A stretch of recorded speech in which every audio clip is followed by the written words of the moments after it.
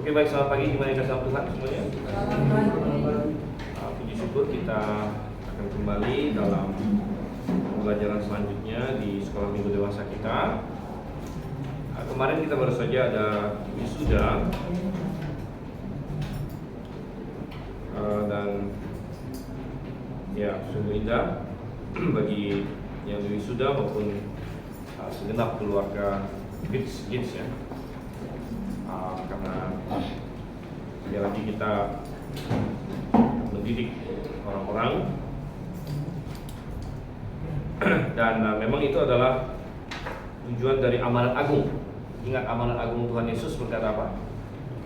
Sebab itu pergilah, jadikanlah segala bangsa muridku, baptislah mereka dalam nama Bapa dan Anak dan Roh Kudus, dan ajarlah mereka segala sesuatu. Ajarlah mereka melakukan segala sesuatu yang telah diperintahkan kepada. Jadi amanat agung tidak stop sampai kepada memberitakan keselamatan. Amanat agung tidak stop sampai kepada membaptis orang bahkan. Tapi amanat agung adalah termasuk mengajarkan segala sesuatu yang Tuhan Yesus ajarkan, yang Tuhan Yesus perintahkan, sehingga berjemaat dan pendidikan di dalam jemaat itu adalah bagian dari amanat. Nah, Gids adalah pelayanan dari GBI Agrave, di mana kita mendidik orang di sana. Ya, tapi tentu bukan hanya di Gids saja, Gids hanya bagian dari Agrave, termasuk dalam sekolah minggu dewasa seperti yang kita lakukan di sini pada hari Minggu pagi ini. Itu adalah bagian dari kita belajar segala sesuatu yang Tuhan perintahkan kepada kita. Oke. Dan di lembar isian kita yang lalu kita sudah sampai di nomor 4 kalau tidak salah, benar ya? Jadi kita akan masuk nomor 5 sampai dengan nomor 8. Dan ini masuk ke pasal 15. Jadi kita akan buka Wahyu pasal 15 ayat 1 sampai dengan ayatnya yang ke-8. Wahyu pasal 15 ayat 1 sampai dengan ayat yang ke-8.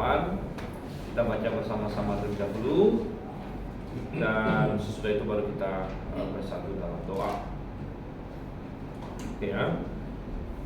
Saya akan mulai Wahyu 15 ayat 1, Jemaat sekalian ayat 2, demikian sampai ayat yang ke-8. Dan aku melihat suatu tanda lain di langit, besar dan ajaib, 7 malaikat dengan 7 malapetaka terakhir, karena dengan itu berakhirlah murka Allah. Dan aku melihat sesuatu bagaikan lautan kaca bercacah api, dan di tepi lautan kaca itu berdiri orang-orang yang telah mengalahkan binatang itu dan patungnya dan bilangan namanya. Pada mereka ada kekasih Allah. Dan mereka menyanyikan nyanyian Musa hamba Allah dan nyanyian anak domba, bunyinya, besar dan ajaib segala pekerjaanmu, ya Tuhan Allah yang Maha Kuasa.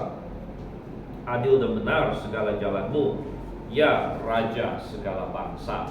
Siapa yang tidak takut ya Tuhan, dan yang tidak memuliakan namamu, sebab Engkau saja yang kudus, karena semua bangsa akan datang dan sujud menyembah Engkau, sebab telah nyata kebenaran segala penghakimanmu.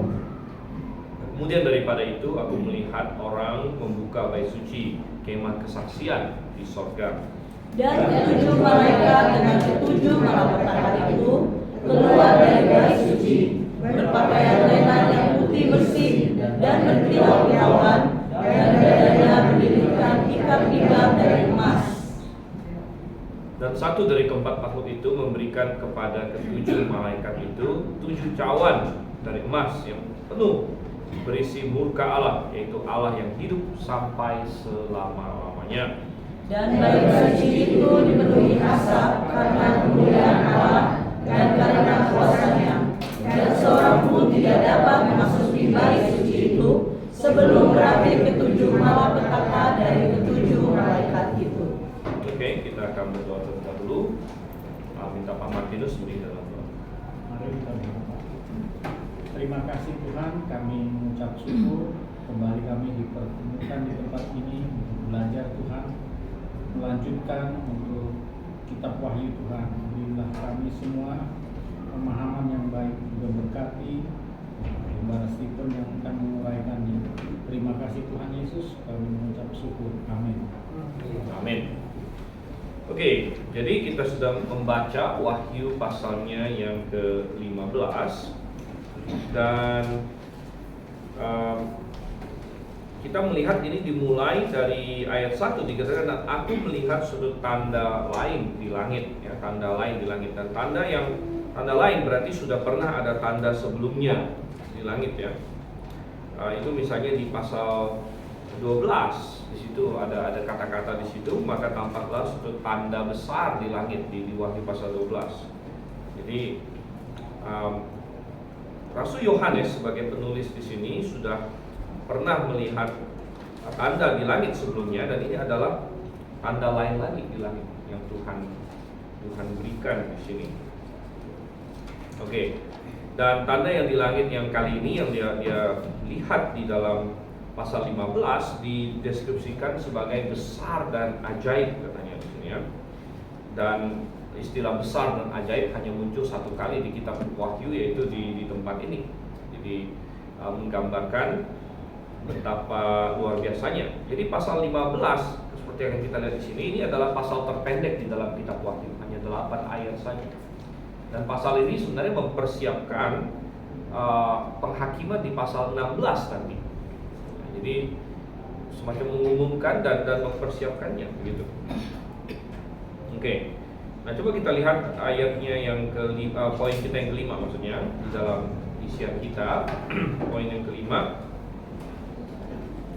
Setelah melihat akhir dari tribulation, Yohanes kembali diperlihatkan hukuman-hukuman Tuhan secara mendetil sebelum itu. Jadi ingat bahwa di pasal 14 kita dikasih lihat tentang akhir tribulation. Ini sedikit mengingatkan apa yang terjadi di pasal ini, ya.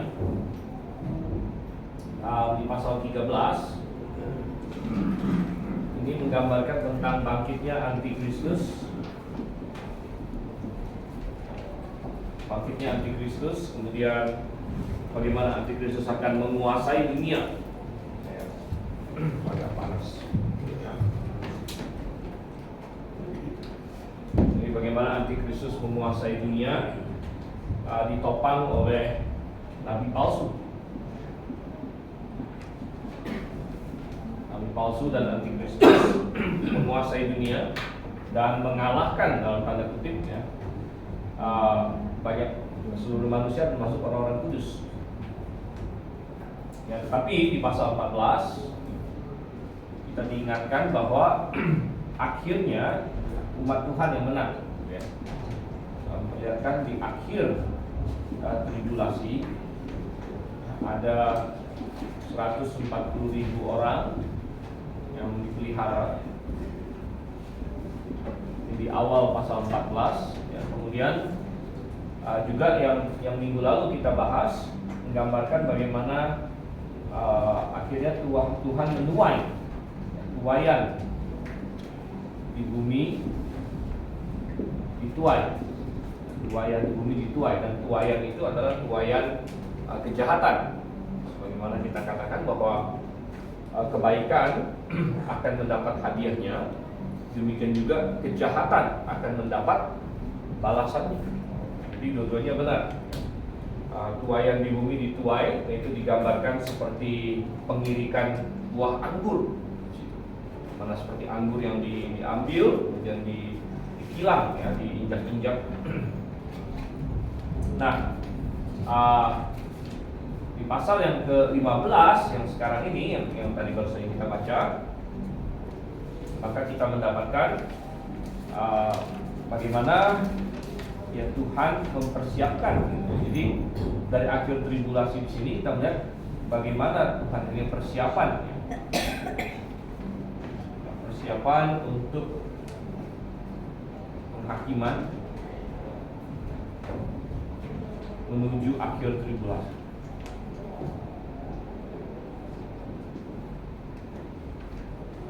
menuju akhir tribulasi. Dan ini yang dikatakan di sini. Jadi ada suatu klimaks yang sedang dibangun oleh narator. Kalau kita balik lagi ke pasalnya yang awal sekali ya, di Wahyu pasalnya yang ke Wahyu pasal 8 ayat 13. Coba kita lihat di sini dulu ya. Wahyu pasal 8 ayat 13. Ini masih dalam penghakiman sangkakala. Dan kita harus ingat bahwa Tuhan menaruh berbagai penghakiman ke atas bumi. Pertama, penghakiman itu terdiri atas 7 meterai. 7 meterai. Nah, ini kadang-kadang harus dikuis juga ya. Masih ingat 7 meterai ini apa aja? Udah lama nih ya. 4 meterai pertama kan ada kudanya, itu gak itu? Kuda putih, kuda merah, kuda hitam, kuda hijau kuning. Ya, warnanya memberitahu kita sedikit mengenai apa isinya di situ.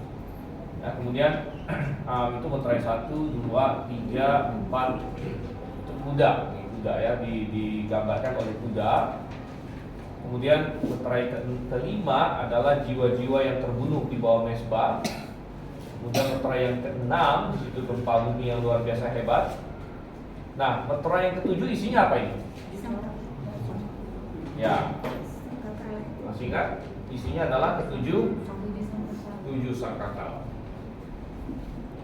Jadi ya, 7 sangkakala.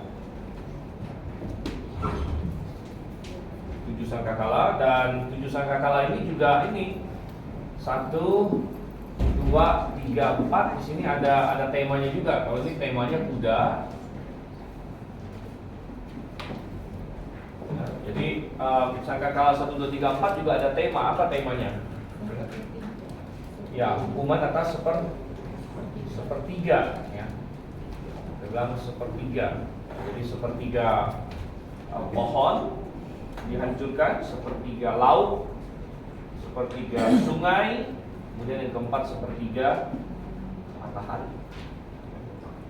Nah, coba kita lihat yang tadi saya bilang Wahyu 8 ayat 13. Aku bunyinya di situ. Setelah sangkakala keempat, sebelum masuk ke sangkakala kelima, dikatakan, lalu aku melihat seekor burung nazar. Ini yang kita bilang kalau di TR dia bilangnya bukan seekor burung nazar ya, tapi apa?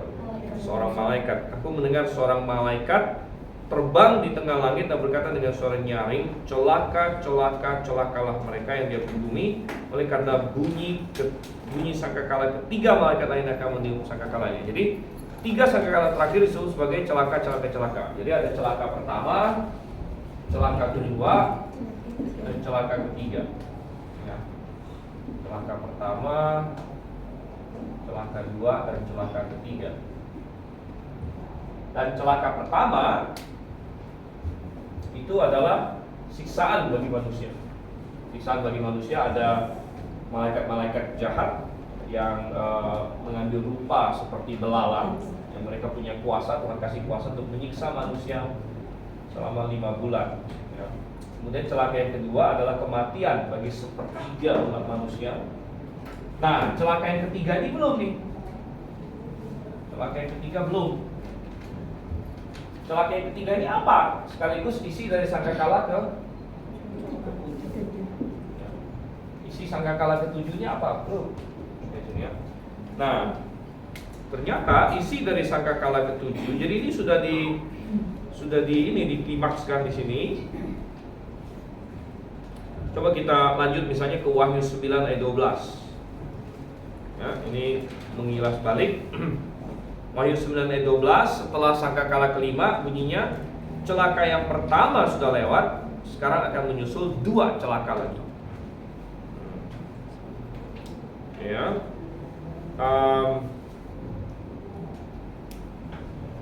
Ya, setelah itu apa? Ya, setelah itu pasal 10 pasal 11 ayat 14, sesudah sangkakala yang ke-6. Jadi ada suatu klimaks yang sedang dibangun. Wahyu 11 ayat 14, celaka yang kedua sudah lewat, lihatlah celaka yang ketiga segera menyusul.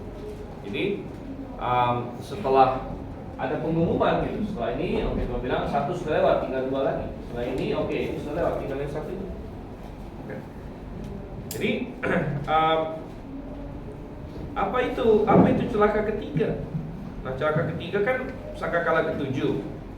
Di ayat 15-nya, Wahyu 11 ayat 15. Lalu malaikat yang ketujuh meniup sangkakalanya. Dengarlah suara nyaring di sorga. Ya. Terdengarlah suara nyaring dalam sorga. Terus ada kata-kata di situ. Kemudian perhatikan ayat yang ke-19 dari Wahyu 11.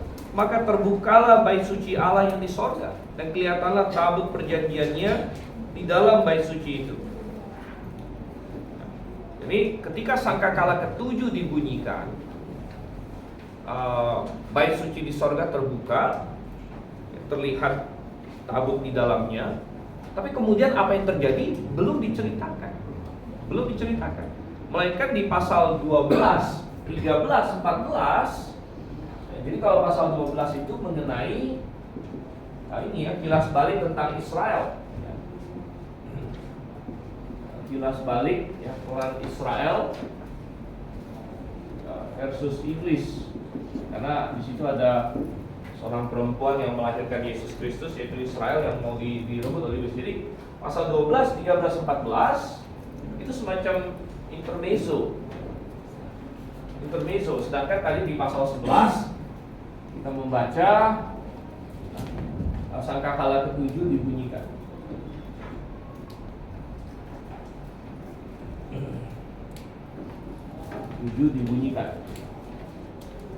Ditiup. Tapi apa isinya sangkakala ketujuh belum disampaikan kepada kita.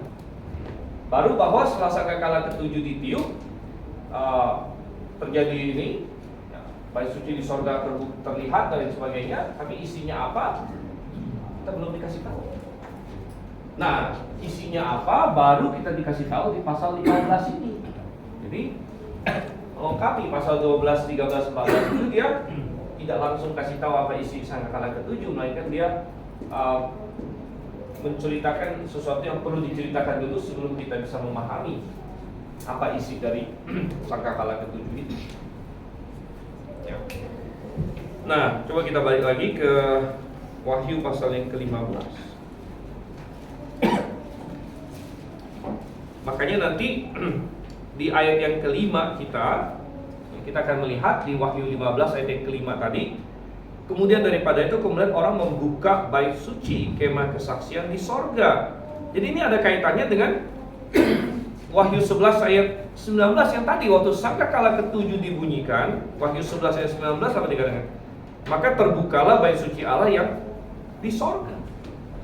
Dan di Wahyu 15 ayat 5, kemudian daripada itu kemudian orang membuka bait suci kemah kesaksian di sorga. Jadi ini mengaitkan Wahyu 11 ayat 19 dengan Wahyu 15 ayatnya yang kelima, bahwa sama-sama mencatat bait suci di sorga terbuka di situ.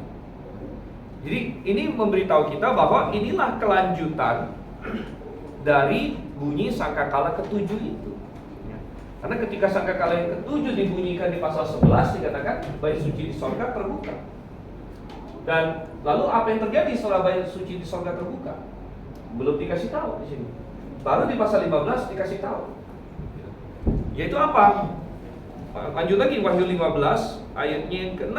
Sesudah bait suci di sorga terbuka, apa dikatakan? Ayat 6, dan ketujuh malaikat dengan 7 malapetaka itu keluar dari bait suci berpakaian lenan yang putih bersih dan berkilau-kilau, dan dadanya berlilit-lilitkan ikat pinggang dari emas. Dan satu dari keempat makhluk itu memberikan kepada ketujuh malaikat itu 7 cawan dari emas yang penuh berisi murka Allah. Jadi dengan demikian kita langsung mendapatkan informasi di sini bahwa ternyata isi dari celaka ketiga ini adalah 7 cawan, penghakiman 7 cawan. Jadi ada 7 meterai, 7 sangkakala, kemudian ada 7 cawan. Ini mestinya saya taruh di atas ini ya, tapi ini bukan kayak komputer bisa saya geser, jadi saya taruh di sini saja. Ya, 7 cawan. Oke. Jadi memeterai ketujuh isinya adalah 7 sangkakala. Sangkakala ketujuh isinya adalah 7 cawan. Ya. Oke, dan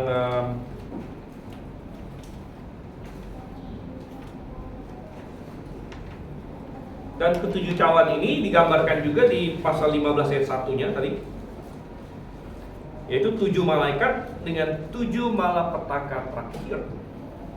Ya, karena dengan itu berakhirlah murka Allah. Ya, berakhirlah murka Allah. Ya, dan ini sangat sangat konsisten dengan apa yang dikatakan tentang bunyi sangkakala yang ketujuh di sini. Karena di dalam sangkakala yang ketujuh, coba kita lihat di pasal 10. Pasal yang ke-10 ayatnya yang ke-7. Pasal 10 ayat yang ke-7 dikatakan, tetapi pada waktu bunyi sangkakala dari malaikat yang ke-7, yaitu apabila ia meniup sangkakalanya, maka akan genaplah keputusan rahasia Allah, seperti yang telah ia beritakan kepada hamba-hambanya, yaitu para nabi. Jadi peniupan sangkakala ke-7 menandakan penggenapan rencana Allah, yaitu diselesaikannya murka Tuhan melalui 7 cawan itu. Oke, coba kita lihat dalam isian kita. Dengan demikian kita bisa mengisi ini, di mana poin 5 dikatakan di situ. Setelah melihat akhir dari tribulation, Yohanes kembali diperlihatkan hukuman-hukuman Tuhan secara mendetil sebelumnya. Ia kini melihat isi dari sangkakala ke-7, yaitu 7 penghakiman terakhir.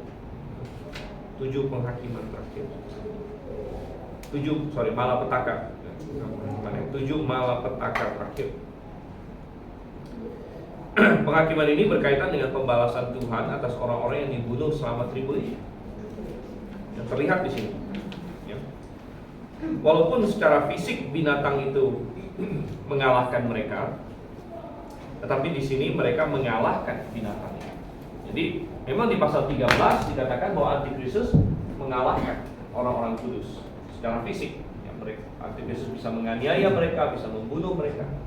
Namun di pasal 15 Tuhan memberikan suatu perspektif yang lain, bahwa dari perspektif Tuhan mereka lah yang mengalahkan binatang itu. Makanya di ayat yang kedua dikatakan, aku melihat sesuatu bagaikan lautan kaca bercampur api, dan di tepi lautan kaca itu berdiri orang-orang yang telah mengalahkan binatang itu. Mengalahkan binatang itu, ya. Dan perhatikan, sangat spesifik sekali dikatakan ada 3 hal disebut di situ: mengalahkan binatang itu, dan patungnya, dan bilangan namanya. Dan 3 hal yang spesifik disebut di sini mengingatkan kita kembali akan apa yang ditulis di pasal 13. Karena di pasal 13 sangat jelas sekali bagaimana cara Antikristus menekan, menganiaya dunia. Ya, Antikristus kan disebut binatang yang keluar dari laut. Kemudian dia membuat sebuah patung, dan semua orang harus menyembah patung itu. Dan cara dia memaksanya adalah untuk supaya dengan jelas diketahui siapa pro dia dan siapa anti dia. Dia memaksa semua orang memakai tandanya. Tandanya di dahi atau di tangan kanan, yaitu namanya atau bilangan namanya, yaitu 666. Nah, jadi bahwa di pasal 15 dikatakan bahwa orang-orang ini mengalahkan binatang itu dan patungnya dan bilangan namanya, mengingatkan kita kembali akan apa yang ditulis di pasal 13 di sini. Oke, satu sedikit. Dan 666 di sini adalah bilangan nama Antikristus. Ya, sehingga 666 dari dulu bagi orang Kristen itu menjadi semacam simbol ya Antikristus. Tetapi ini dibalik oleh dunia sekarang ini, dunia yang semakin lama semakin anti-Kristen, malah mereka sangat bangga dengan angka 666. Kalau kita melihat kayak semacam anti-kultur begitulah. Di mana banyak orang yang ngetren ya, terutama di kalangan orang-orang yang ya mau menunjukkan bahwa ya saya mau memberontak aja gitu. Nah, mereka malah senang pakai 666 karena secara tradisional 666 itu sudah diidentikan dengan suatu perlawanan, ya, suatu diidentikan dengan inilah pemberontakan terhadap Tuhan, diidentikan dengan iblis dan sebagainya. Ya, tapi sekarang kan pemujaan iblis ya semakin terang-terangan. Gitu. Terakhir kemarin saya baru anak saya tanya lagi kan, karena kita lagi di jalan, ada ketemu mobil platnya B666 gitu. Ya, di Indonesia kan itu pasti orderan gitu kan, nggak mungkin dia random muncul gitu ya. Terus udah gitu B666, terus ininya hurufnya GGG. Cuma kayaknya GGG itu maksudnya 6660 lagi, saya bilang gitu ya. Jadi terus anak saya tanya, itu kenapa itu mobil gitu? Ya saya jelaskan sedikit aja begitu ya. Tapi itu menjadi semacam suatu apa ya, maksudnya orang Kristen tahu 666 ini dari Alkitab, tapi banyak orang di luar sana mungkin sudah tahu aja 666 itu kayak semacam simbol pemberontakan, ya, simbol anti Tuhan gitu, dan dia malah bangga memakainya. Gitu. Jadi itu semakin sering dan tidak tertutup kemungkinan bahwa nanti pada masa tribulasi Antikristus akan berkata bahwa selama ini orang-orang Kristen yang fundamentalis, yang gila-gilaan itu mereka menganggap 666 ini penting ya. Jadi kita tunjukkan bahwa 666 ini tidak penting ya. Jadi malah kita jadikan penting untuk identifikasi kita. Ya, untuk menunjukkan bahwa kita tidak seperti mereka. Gitu. Ya, jadi kayak semacam jadi reverse psychology begitu ya. jadi semacam ya udah kita pakai ini. Ya, memakai tanda ini begitu. Ya, jadi tapi mereka menang di sini. Jadi mereka menang. Jadi ada orang-orang yang akan menang walaupun secara fisik Antikristus mengalahkan mereka, tapi mereka mengalahkan Antikristus. Dan ini sangat menjadi ini ya, menjadi penghiburan bagi kita, karena penganiayaan memang paling hebat di masa tribulasi, tapi penganiayaan kan bukan hanya di masa tribulasi. Nah, makanya banyak orang berkata, kalau misalnya kitab Wahyu bicara soal masa tribulasi, berarti bukan mengenai masa gereja, berarti saya nggak bisa belajar apa-apa dong dari kitab Wahyu untuk hari ini. Itu salah, gitu. Ya, karena ada banyak pelajaran tentang masa tribulasi yang kita bisa terapkan di masa sekarang ini. Gitu. Walaupun di masa tribulasi penganiayaannya paling memuncak, tapi apakah hari ini bisa orang Kristen mengalami penganiayaan? Ya bisa juga. Gitu. Kita termasuk yang sangat beruntung karena kita hidup di Indonesia yang masih relatif aman lah, begitu. Tapi banyak orang Kristen hari ini yang tinggal di negara-negara dengan penganiayaan yang sangat-sangat aktif ya. Seperti ya Korea Utara, bahkan ya kayak negara-negara seperti di Afrika ya, di negara-negara Islam seperti Arab Saudi dan sebagainya ya, bahkan di Cina dan sebagainya. Jadi banyak sekali dan kita tidak tahu kapan misalnya di Indonesia ini bisa terjadi. Dan pengharapannya adalah kamu bisa menang terhadap saya secara fisik, tapi dari segi Tuhan, dari sudut pandang Tuhan, saya sebagai orang percaya menang. Saya mengalahkan. Saya mengalahkan karena iman. Ya. Imanlah yang mengalahkan mengalahkan dunia. Ya. Oke, dan kita lihat lagi di isian terakhir. Isian terakhir dikatakan, lautan kaca itu saat ini terlihat bercampur api. Lautan kaca itu saat ini terlihat bercampur api. Itu sangat menarik karena di ayat 2 aku melihat sesuatu bagaikan lautan kaca bercampur api. Sebenarnya lautan kaca ini sudah ada di tahta Tuhan dari awalnya. Coba kita lihat di pasal 4 ya. Di pasal 4 ayat yang ke-6 ya, pasal 4 ayat yang ke-6, di hadapan waktu pertama sekali Yohanes dikasih lihat sorga itu seperti apa. Jadi kalau ada orang yang pernah berkata saya pernah dibawa Tuhan ke sorga, lihat, itu cuma Rasul Yohanes saja. Jangan percaya yang lain gitu kan. Ya. Rasul Yohanes benar-benar secara literal pernah Tuhan bawa ke sorga untuk melihat sorga itu seperti apa gitu. Dan di ayatnya yang ke-6 dikatakan dia pertama melihat tahta Tuhan, kemudian dan di hadapan tahta itu ada lautan kaca bagaikan kristal. Ya, lautan kaca bagaikan kristal. Jadi kita sudah pernah bahas bahwa ya, laut di dunia itu tidak tenang karena banyak ombak, banyak riak yang menggambarkan ketidaktenangan manusia. Tapi laut di hadapan Tuhan itu seperti kristal, jadi tenang begitu, ya, tenang sekali. Tapi di pasal yang ke-15 digambarkan lautan kaca itu tercampur api. Saya sendiri sulit membayangkan, maksudnya ya gimana ya, apa ada berapi-api atau gimana, oke. Pokoknya bercampur api gitu. Ini deskripsi Alkitab ya. Dan itu menggambarkan bahwa penghakiman di sini. Nah, ada penghakiman yang Tuhan ingin datangkan ya. Nah, mengantisipasi penghakiman itu, orang-orang percaya menyanyikan sebuah lagu. Nah, kita lihat di ayatnya yang ke-3, 4 dan juga poin nomor 6 kita. Ya, poin nomor 6 kita dikatakan sini mereka menyanyikan sebuah lagu yang disebut nyanyian Musa sekaligus nyanyian anak domba. Nyanyian anak domba ya. Anak domba untuk mengacu pada Yesus Kristus. Jadi ayat yang ketiga di situ, nyanyian Musa hamba Allah dan nyanyian anak domba. Nah, coba kita lihat apa isi nyanyiannya. Besar dan ajaib segala pekerjaanmu ya Tuhan Allah yang maha kuasa. Adil dan benar segala jalanmu ya Raja segala bangsa. Siapa yang tidak takut ya Tuhan, yang tidak memuliakan namamu? Engkau saja yang kudus, karena semua bangsa akan datang dan sujud menyembah Engkau. Soalnya nyata kebenaran segala penghakiman. Dan ini adalah nyanyian yang dinyanyikan sebelum penghakiman. Jadi sebelum Tuhan menghakimi, orang-orang kudus Tuhan bernyanyi untuk mengagungkan Tuhan dan mengatakan bahwa penghakiman Tuhan itu benar dan adil. Dan penghakiman Tuhan itu sesuatu yang kalau orang yang ada di pihak Tuhan, kita akan bersukacita atas penghakiman Tuhan dengan sukacita yang benar gitu ya. Memang kita bersedih bahwa ada orang yang menolak Tuhan, tetapi kita membenarkan tindakan Tuhan. Artinya kita tidak mempersalahkan Tuhan karena menghakimi dunia. Kita tidak membenci Tuhan karena menghakimi dunia. Itu adalah kerjaan orang-orang yang adalah musuhnya Tuhan.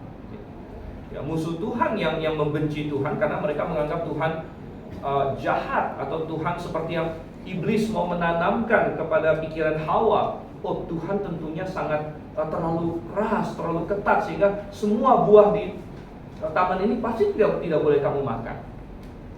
Padahal sebaliknya Tuhan bilang semua boleh kamu makan, gitu, kecuali satu. Gitu. Tapi iblis ingin menanamkan konsep bahwa jadi iblis ingin membalikkan segala perspektif kita. Dan iblis berhasil membalikkan perspektif kebanyakan orang di dunia hari ini yang berkata bahwa Tuhan begitu jahat. Dia kok mau mengatur kamu? Kok kamu masalah mau tidur sama siapa saja Tuhan bisa marah gitu. Kamu mau melakukan sesuai kehendak hatimu, kenapa Tuhan bisa marah? Gitu. Jadi iblis membalikkan seolah oh Tuhan yang jahat. Kenapa Tuhan tidak membiarkan kita melakukan keinginan hati kita? Kenapa Tuhan terlalu ketat?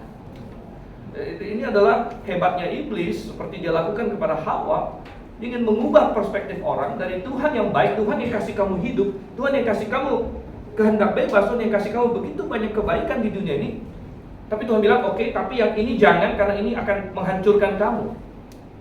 Yang satu, yang hal-hal ini jangan kamu lakukan, karena ini akan merusak kamu, karena ini akan menjauhkan kamu dari aku penciptamu. Tapi iblis balikkan perspektifnya, oh kalau gitu Tuhan jahat. Kenapa dia tidak izinkan yang ini? Kenapa dia tidak perbolehkan yang ini?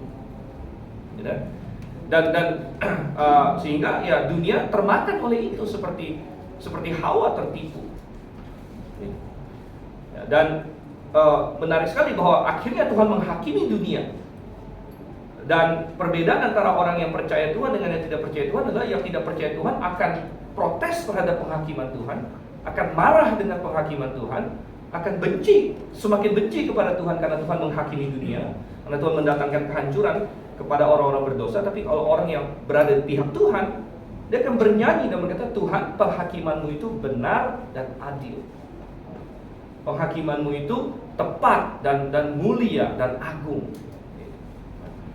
Dan ini adalah perbedaan perspektif antara orang yang di pihak Tuhan dengan orang yang berada menjadi lawan Tuhan.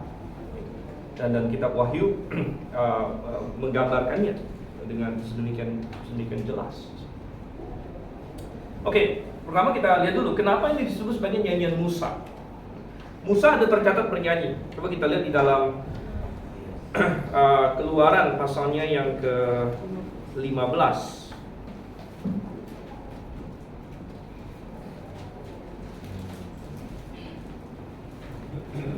Keluaran pasalnya yang ke-15.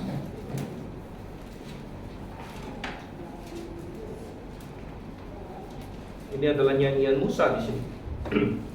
Terus hubungannya apa? Kenapa yang di Wahyu pasal 15 juga disebut sebagai nyanyian Musa? Kan? Mereka menyanyikan nyanyian Musa. Kalau kita perhatikan, kapan Musa menyanyi di Keluaran pasal 15 di sini? Pada waktu itu Musa bersama-sama dengan orang Israel menyanyikan nyanyian ini bagi Tuhan. Dan kita nggak punya waktu untuk baca seluruh pasal 15, bisa panjang sekali. Tapi intinya Musa bernyanyi ini setelah, nah ini kan barusan diceritakan di lomba cerita yang minggu lalu. Tapi saya nggak ada melihat pembawa cerita yang menyinggung soal Musa bernyanyi hari itu ya. Ada nggak? Nggak ada ya. Tapi Musa bernyanyi setelah mereka menyeberangi Laut Merah. Nah, jadi setelah mereka menyeberangi Laut Merah dan Tuhan menghukum semua Mesir. Jadi bahkan ini adalah puncak. Jadi nyanyian Musa, benang merahnya dengan Wahyu 15 apa? Sama-sama adalah nyanyian yang dikaitkan dengan memuji Tuhan karena penghakimannya. Dan di Mesir dulu Tuhan menghakimi Mesir dengan 10 tulah. Dan 10 tulah Mesir adalah tipologi akan penghakiman yang akan muncul di masa tribulasi sebenarnya. Jadi intinya begini, apakah orang Kristen percaya 10 tulah di Mesir itu literal? Bahwa Tuhan mendatangkan sungai Nil menjadi darah. Kita percaya itu literal tidak? Nah, Tuhan mendatangkan katak. Kita percaya itu literal tidak? Tuhan mendatangkan segala macam yang lagi hujan es, belalang, penyakit sampah, sampai kematian anak sulung. Kita percaya itu literal atau tidak? Nah, kalau orang liberal, orang Kristen yang ngaco, mereka tidak akan percaya itu literal. Tapi kita percaya itu literal. Nah, kalau kita percaya 10 tulah di Mesir literal, maka bagaimana dengan yang Tuhan nubuatkan akan dia lakukan di masa tribulasi? Dia akan juga mendatangkan hujan es, dia juga akan mendatangkan tulah ini dan tulah itu. Jadi 10 tulah di Mesir adalah tipologi akan 10 lagi, tapi semua penghakiman di masa tribulasi gitu. Dan benang merahnya adalah bahwa Musa menyanyi karena penghakiman Tuhan di Mesir. Bahwa melalui penghakiman itu ya, Tuhan menyelamatkan umatnya. Nah, demikian juga di pasal 15 di sini, orang-orang di sini bernyanyi, katanya nyanyian Musa. Nyanyian Musa, jadi nyanyian yang seperti Musa memuji Tuhan karena penghakimannya. Yang akan Tuhan pakai untuk menolong umatnya juga di masa tribulasi. Oke. Dan ini juga disebut sebagai nyanyian anak domba. Disebut sebagai nyanyian anak domba karena Tuhan Yesus yang menghakimi. Jadi ini disebut sebagai nyanyian anak domba. Oke, masih di isian kita nomor 6, lagu ini berfokus kepada siapa fokus dari nyanyian ini? Tuhan. Ya, fokusnya adalah Tuhan karena lihat kata ganti orangnya. Kata ganti orang yang paling dominan di lagu ini adalah mu, engkau, ya kan? Perhatikan, besar dan ajaib segala pekerjaanmu, ya Tuhan Allah yang Maha Kuasa, adil dan benar segala jalanmu, dan semuanya mu, ya tidak memuliakan namamu, engkau dan penghakimanmu. Jadi lagu ini berfokus kepada Tuhan, ya berfokus kepada Tuhan, dan itu adalah hal-hal yang baik.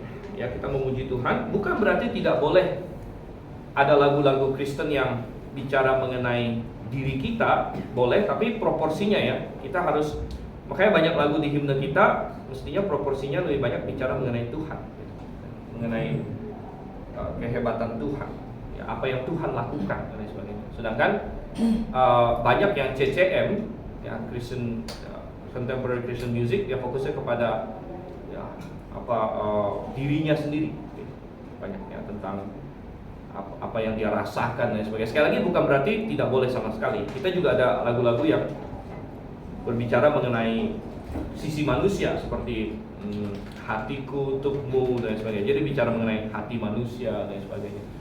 Tapi proporsi besarnya seharusnya lagu-lagu kita adalah mengenai Tuhan, ya, mengenai Tuhan dan mengenai apa yang Dia lakukan sebenarnya. Bedanya mu dan hu itu apa? Mu dan apa? Hu. Hu. Pujilah hu selalu. Ya. Nah itu kita kan ada juga Ya. tuh. Hu. Sebenarnya ini cukup misterius ya. Nah, itu karena Saya sendiri, gitu. saya sendiri Lagu lama kan sering banyak. ya banyak hu-nya. hu gitu kan. Iya. Begini, ya banyak hu. Saya sendiri agak misterius. Hu ini apa sebenarnya, gitu kan? Kita kan Karena kalau saya cek di Alkitab di Kamus Indonesia, kayaknya nggak ada hu gitu. Ya. iya, Nah, tetapi ini teori saya ya. Saya nggak tahu dikonfirmasi bisa benar atau enggak. Teori saya, hu itu kan kayak dia ambil dari Ibrani, hu itu artinya dia. Jadi dia pengen cari, karena kalau pengen bikin lagu itu, kita kayak saya juga banyak menerjemahkan lagu. Kadang-kadang kita pusing cari rimanya gitu. Sedangkan kalau orang pertama kan ku, orang kedua mu, orang ketiga jadinya, jadi kan jadi ini kan. Jadi kalau kita mau pertahankan u-nya jadi hu aja gitu. Jadi hu itu kemungkinan, ini teori saya aja ya. Iya. Itu dia, tapi ngambil dari Ibrani, karena dari Ibrani hu itu memang dia. Karena saya juga bingung ini hu ini datang dari mana, kayaknya kamu Indonesia nggak ada gitu. Ya, Rambutan itu kan ya ini ada ini kan, hu-nya. apa memuji hu gitu. Hu itu ya jadi kayaknya dia maksudnya, tapi ngambil dari Ibrani jadi. Selamat datang kan ada juga hu-nya. Ya ada ya, ada ya. Oh iya benar. Ya, ya jadi Mu ya. ya jadi hu itu kayaknya dia dari Ibrani. Ya. Memang dalam Ibrani hu itu dia. Oke, kemudian lanjut lagi di sini poin nomor 7 ya. Oke, dari ayat 5 sampai ayat 8 yang tadi sudah kita baca juga. Nomor 7 kita, ketujuh malaikat yang diberi pelayanan penghakiman ini keluar dari bait suci di sorga. Ya, bait suci yang di sorga. Jadi Tuhan spesifik di sini, bait suci yang di sorga, karena pada masa itu ada bait suci juga di dunia. Ingat bahwa sebelum Antikristus bikin segala macam kekacauan ini, bait suci sudah harus didirikan di dunia. Jadi ada bait suci di dunia, ada bait suci di sorga. Ingat bahwa bait suci di sorga adalah pola bagi kemah suci yang dibuat oleh Musa waktu itu. Ya, mereka keluar dari bait suci, para malaikat ini keluar dari bait suci, mengindikasikan bahwa penghakiman ini bukanlah atas otoritas mereka sendiri, melainkan otoritas Tuhan. Otoritas Tuhan. Jadi mereka hanya pelaksana saja. Tuhan yang menghakimi. Dan penampilan mereka sesuai untuk tugas yang mereka emban.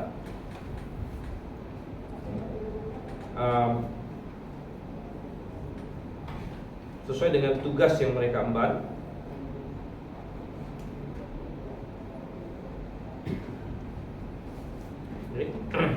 Yaitu penghakiman yang dikatakan di sini yang adil dan benar. Penghakiman yang adil dan benar. Ya. Oleh karena itu mereka penampilannya seperti apa? Ya, penampilannya adalah lenan yang putih bersih, ya, menggambarkan mereka tidak melakukan penghakiman yang korup, yang ada karena animo pribadi dan lain sebagainya. Dengan dadanya berlikat ikat pinggang dari emas, ini mengingatkan kita akan Tuhan Yesus. Tuhan Yesus juga punya ikat pinggang dari emas. Ini menandakan mereka adalah utusannya Tuhan Yesus. Mereka melaksanakan kehendak Tuhan. Ya. Ya, dan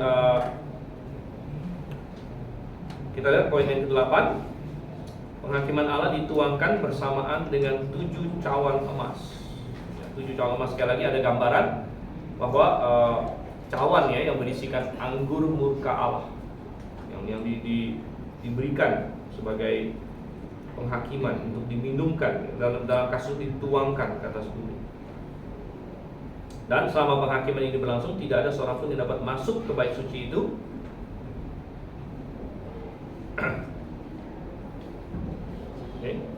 Penghakiman ini tidak dapat dihindari dan akan berlangsung cepat, ya, relatif cepat. Karena akan terjadi dalam 3,5 tahun terakhir tribulasi. Ya, tidak harus mulainya langsung pas di tengah, tapi di dalam periode masa 3,5 tahun itu 7 cawan ini akan dituangkan, dan 7 cawan itu baru akan diisi apa nanti di ayat yang di pasal 16 yang akan kita pelajari selanjutnya, pasal 16 apa isi ke-7 cawan itu. Tapi di sini kita dipersiapkan untuk itu, bahwa sungguh Tuhan itu benar dan adil segala pekerjaannya. Ya, kalau kita kembali ke ayat 3, 4 ini nyanyian yang luar biasa. Bahkan ini ada dibikin lagu juga ya, sebenarnya di CCM juga ada dibikin lagunya, ya, yang saya tahu juga gitu. Tapi dikatakan sini besar dan ajaib segala pekerjaanmu, ya, pekerjaan Tuhan termasuk penciptaan, termasuk penghakiman. Adil dan benar segala jalanmu, jadi semua yang Tuhan lakukan itu benar. Dan bahwa Tuhan menghakimi, membuat manusia takut akan Dia dan juga memuliakan. Oke, baik. Ada lagi yang mau ditanya di sini? Oke, kalau tidak ada, kita tutup dalam doa. Kita akan bergabung dengan jemaat yang lain. Oke, minta Pak Heri tutup juga dalam doa. Terima kasih Tuhan atas kasih sayang kepada kami, juga telah memberi kamu Pak Stephen untuk menerangkan apa yang kau maksudkan nanti dalam firman, sehingga kami boleh lebih mengerti dan lebih percaya, menambahkan percaya kami, iman kami kepadamu Tuhan, karena masa yang akan datang, dan biarlah Engkau juga akan menolong kami untuk lebih dekat kepadamu Tuhan. Pimpin lagi Tuhan, Kepala Stephen, Kepala Andrew, dan Kepala Stephen untuk memimpin kami, karena Kau Allah kami, Allah yang perkasa, yang kami hanya beriman kepada saja. Terima kasih Bapa, menurunkan acara ini, ya Allah keadanya kami serahkan dekat dalam nama Tuhan Yesus kami sudah mengucap syukur, haleluya, amin. Amin.